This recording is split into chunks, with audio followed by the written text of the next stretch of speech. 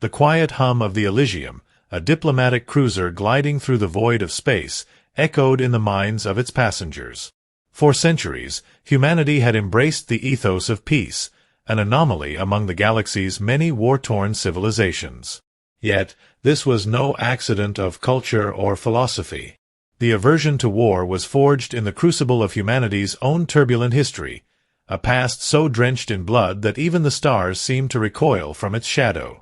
Humanity's reputation as a peaceful species preceded them in every first contact scenario. Unlike the bellicose Krati-H, whose conquests spanned entire sectors, or the scheming Vorjai, who used subterfuge to topple governments, humans approached new civilizations with open hands. But behind their diplomats' warm smiles and their artists' moving odes to unity, there was an unspoken truth.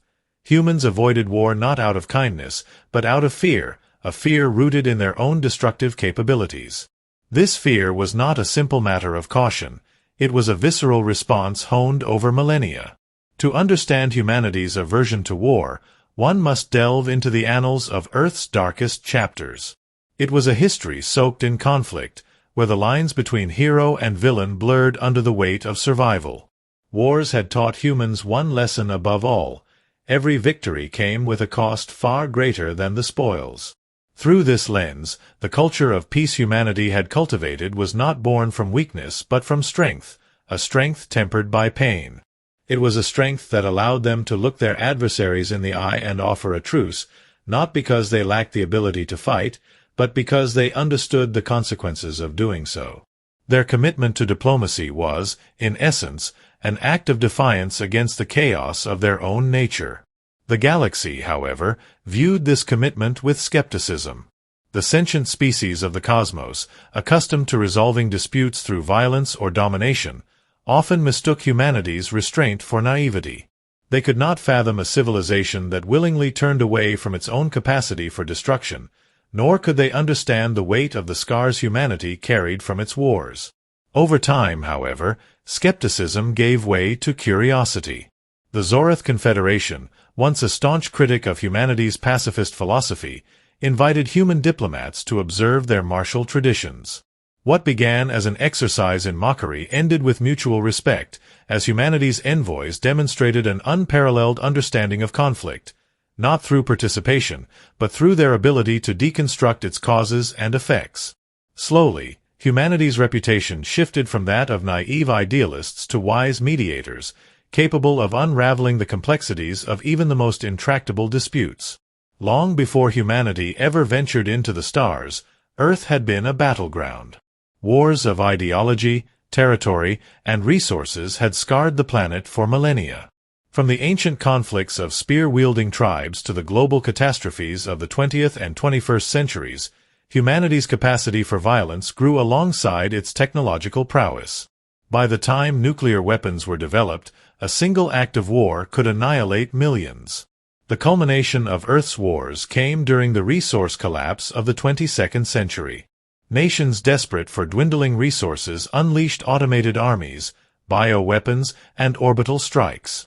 The death toll was unimaginable, and the survivors were left with a singular conclusion: war was no longer an option if humanity was to endure.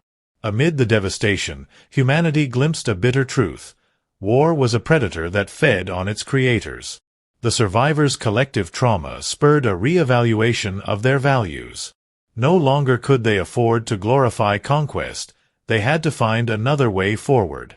The Charter of Unity, drafted in 2197, marked a turning point. It declared war illegal and established the Unity Council to mediate all disputes.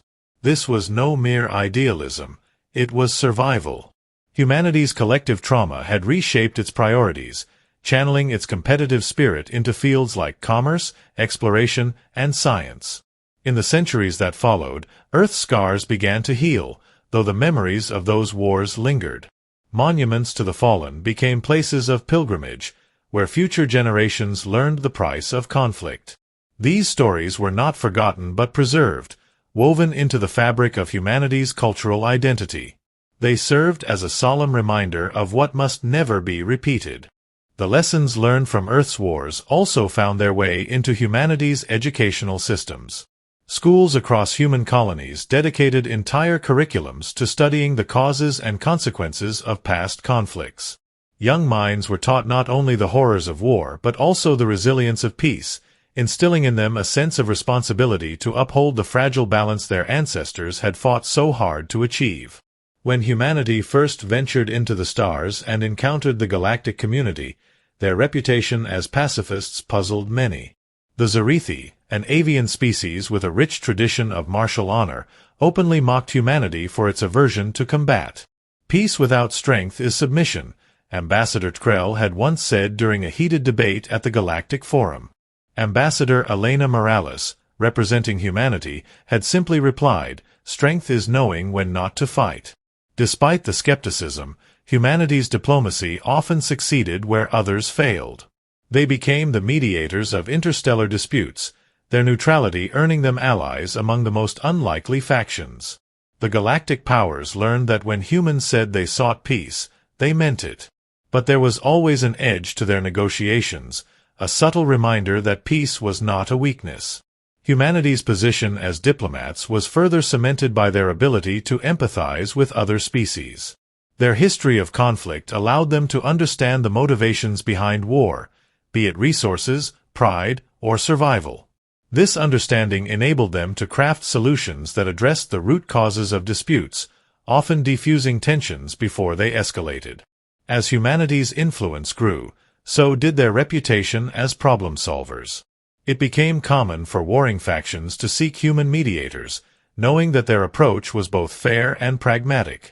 While some saw this as a sign of weakness, others recognized it as a testament to humanity's commitment to building a galaxy where cooperation triumphed over conflict.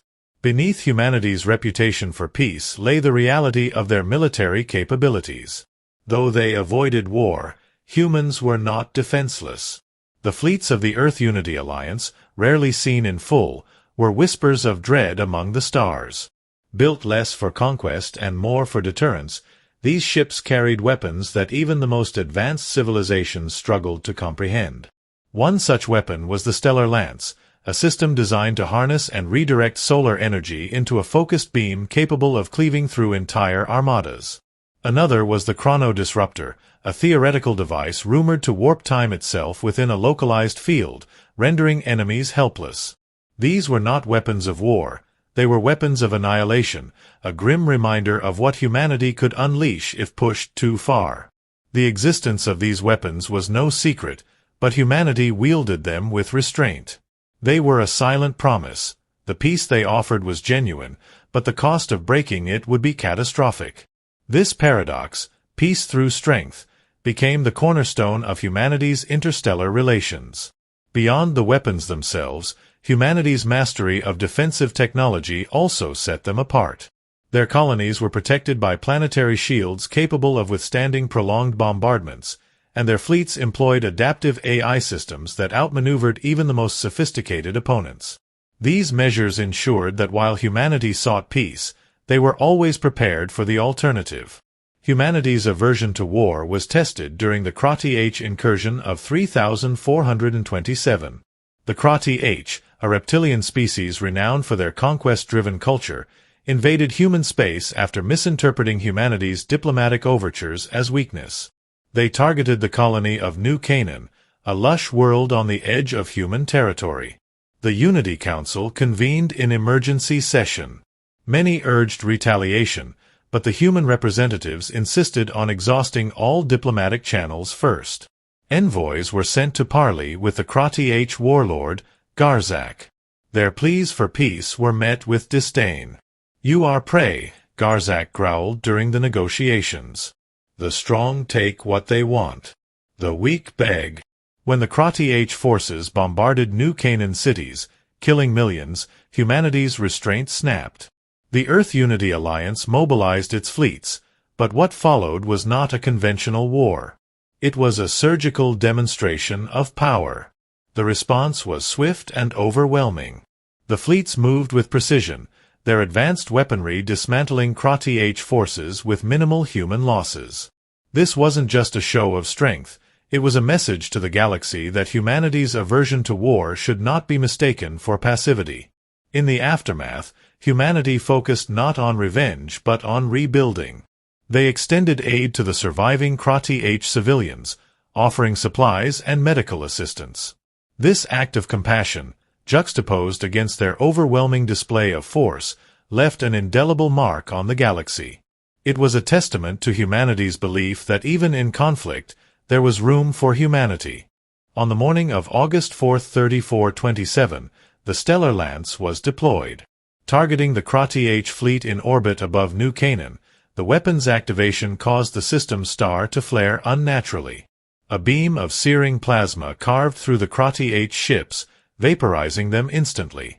Survivors on the ground reported that the night sky blazed as if the heavens themselves had declared judgment. The Krati H war machine ground to a halt. In the aftermath, humanity sent no demands for reparations, no terms for surrender. They simply broadcast a single message to the Krati H homeworld. This is what we avoid. Do not make us do it again. The impact of this event rippled through the galaxy. Humanity's actions were both feared and respected, a stark reminder of what lay beneath their peaceful exterior. They had shown the galaxy what they were capable of, ensuring that few would dare to challenge them again. The Krati H incursion solidified humanity's reputation not only as peacekeepers but as a species capable of unimaginable destruction when provoked. The galaxy took notice. While some saw them as hypocrites, others recognized the depth of their philosophy. Peace was not born of weakness but of hard-earned wisdom. In the years that followed, humanity's influence grew. Their ability to balance diplomacy with the unspoken threat of retaliation made them indispensable in galactic politics. Treaties were signed, alliances forged, and conflicts averted, often with humanity playing the role of mediator. Yet, for all their success, the trauma of war remained etched in humanity's collective psyche. Monuments to Earth's fallen adorned their colonies, and the words "never again" were inscribed in every major city. For humanity, the avoidance of war was not just a strategy, it was a moral imperative. As new generations came of age, they inherited not only the wisdom of their ancestors but also the responsibility to uphold their legacy. Education systems emphasized the importance of diplomacy, resilience, and empathy, ensuring that the lessons of the past would never be forgotten. As humanity continued its journey among the stars, their legacy evolved. They became known not just as peacekeepers but as guardians, a species willing to bear the burden of violence so that others might not have to. Yet, they remained ever vigilant, aware that peace was fragile and required constant effort to maintain. In the quiet moments aboard ships like the Elysium, human diplomats reflected on their dual nature. They were both the architects of peace and the inheritors of a history steeped in blood. And so, they carried the weight of their past, striving to build a future where the horrors of war were no longer necessary. But in the shadows of the galaxy, whispers persisted.